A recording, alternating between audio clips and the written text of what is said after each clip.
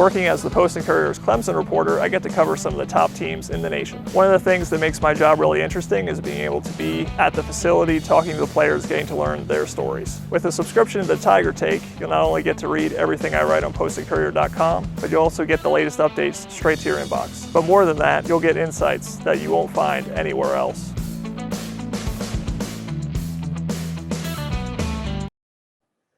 Hi, this is Gene Sapakoff, college sports editor and sports columnist for the Charleston Post and Courier. Welcome to Countdown to Kickoff, the weekly program in which we talk to Post and Courier Clemson beat reporter Jon Blau for a report on the Tigers and how things are going in the 2022 season. You can check out Jon's really cool Post and Courier newsletter at postandcourier.com/the Tiger Take.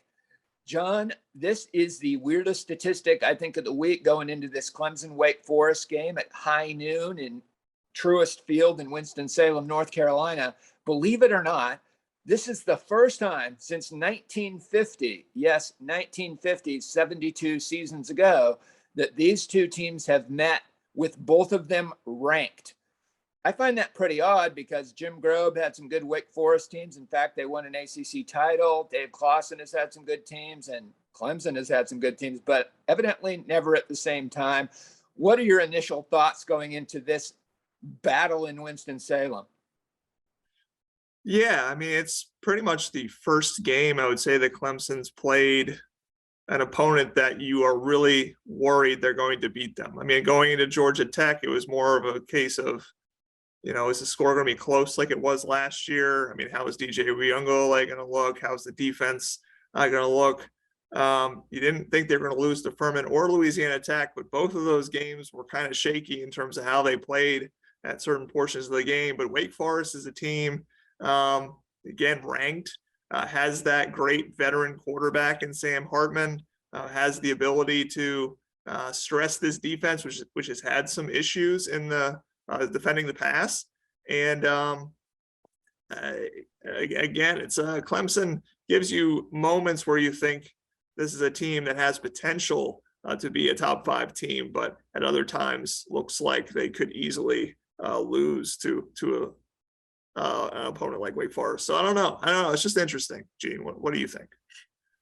Yeah, I think it's going to be a lot about matchups, and we can talk about that as we go. I think there's some favorable matchups for Clemson in this game. But yeah, before we get to that, Jon, bring us up to date on the Clemson injuries and the guys that were out, particularly on defense last week against Louisiana Tech. I mean, it showed in some big plays that were given up. And I think, as Dabo Sweeney said, the number ones played pretty good, but not so much the number twos. What's your understanding of Clemson's player availability situation on defense going into this game against Wake? Yeah, so obviously Brian Brzee, Tyler Davis, and Trey Williams were all out at defensive tackle, and Sheridan Jones, I think a senior cornerback, suffered a stinger in the middle of the game, and Andrew Makuba, the safety, had hurt his arm in practice, and he might have to wear kind of a brace going forward. But the idea is that Brian Brzee, obviously, who's mourning the passing of his sister, the funeral is this week, he will be back for this game against Wake Forest. Tyler Davis was a precautionary measure, as it's been kind of the last couple of weeks. He should be ready for Wake Forest, and Trey Williams as well. And Andrew Makuba, it sounds like he'll also be ready to go. Just going to have to, again, like I said, wear that brace. And so a lot of defensive guys who were missing last week should be back. The big question is Xavier Thomas, the defensive end. He obviously hurt his foot in the preseason, had surgery. It was supposed to be about 4 to 6 weeks recovery time. We're really getting to the early to mid range of that return time. Dabo Sweeney has said he's game time decision the last couple of weeks. So he's getting close.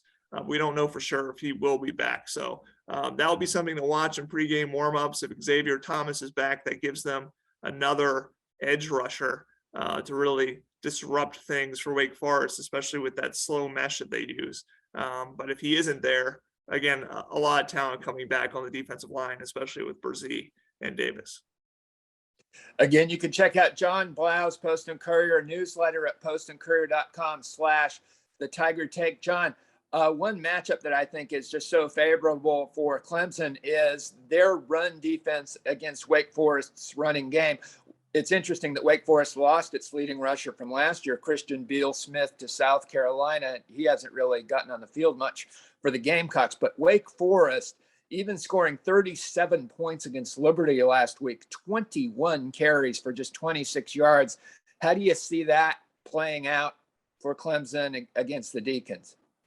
Yeah, I mean, I think that's one of the least concerning issues for Clemson going into this game. I mean, they just allowed Louisiana Tech to rush for 6 yards, and I know it's a little bit of a weird comparison, but I mean, this is a team that ran for about 300 yards the week before against Stephen F. Austin, so they weren't totally incapable on the ground, and Clemson just held them to 6 yards. So I would think, again, just like we saw last year going into that game against Wake Forest, Clemson was able to dominate the line of scrimmage.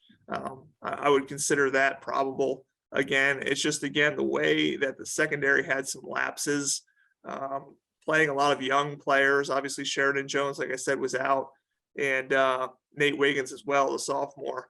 But you had some lapses there between the corners and safeties, some younger players.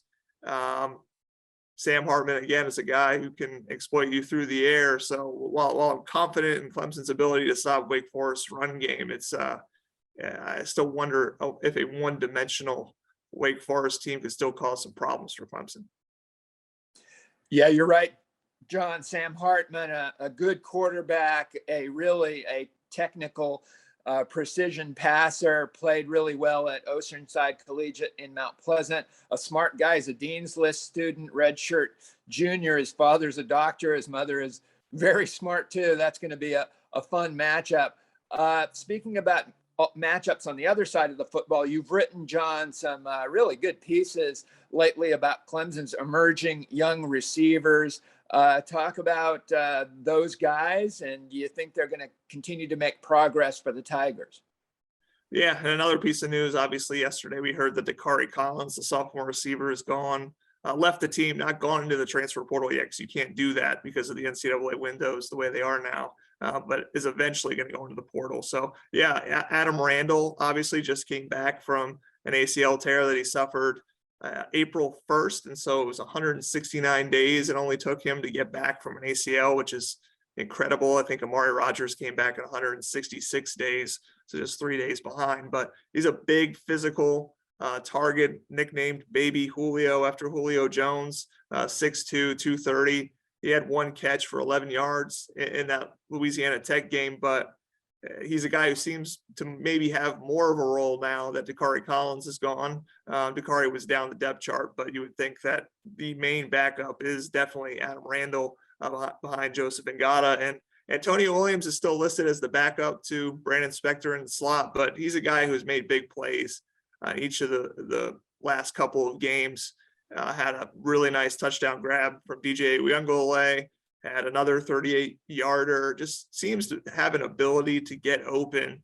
And I would expect to see him have some more time too. And like you said, it's these young receivers I think are very important to the emergence of Clemson's passing game. EJ Williams, Joseph Ngata haven't always been available, haven't always, taken off in terms of their ability to separate and to make really big plays. Obviously, Joseph Ngata had one really great play last week in terms of a diving grab on a 41-yard catch. But Antonio Williams, Adam Randall, obviously Randall maybe have to temper expectations a little bit because he is coming back from that ACL. But Antonio Williams and then maybe Adam Randall coming along. I mean, those could be important pieces for Clemson in the short term, and then also obviously in the long term as well. Countdown to kickoff. I'm Gene Sapakoff of the Charleston Post and Courier with Jon Blau, Post and Courier beat writer covering Clemson. John, what are some of the things, or maybe let's just say, what's one of the main things that you want to see as like a game within the game for Clemson against Wake Forest on Saturday? How well Clemson can run the ball. Obviously last week, Will Shipley was able to go off for 139 yards. That's important. Obviously, you don't want all the pressure to be on DJ Uyunglele. You want to be able to hold the ball and and kind of condense the game maybe a little bit so that Sam Hartman has fewer opportunities to kind of make drives and pick at that secondary. So the offensive line seems to have made some strides the last couple of weeks.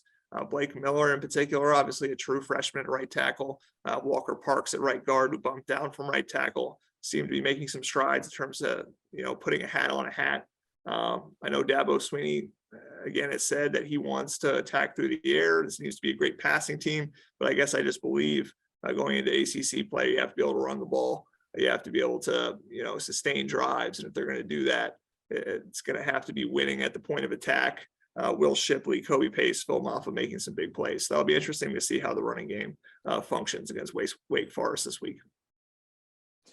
John, Clemson is a 7-point favorite against Wake Forest. I think some people in Clemson Nation might be a little bit surprised that that's so low, but I mean, Wake Forest is a ranked team playing at home. They had a sellout crowd against Liberty, which for Wake Forest, that's pretty darn unusual to have a sellout crowd against anybody, but particularly, for a non-conference game. And it's only 32,000 fans there at Truist Field, I think, when it's full, and there's usually a lot of Clemson fans there. But, if you had to make a score prediction, the Jon Blau score prediction for Saturday, two ranked teams going at it at Truist Field in Winston-Salem at high noon, what are you telling me, John?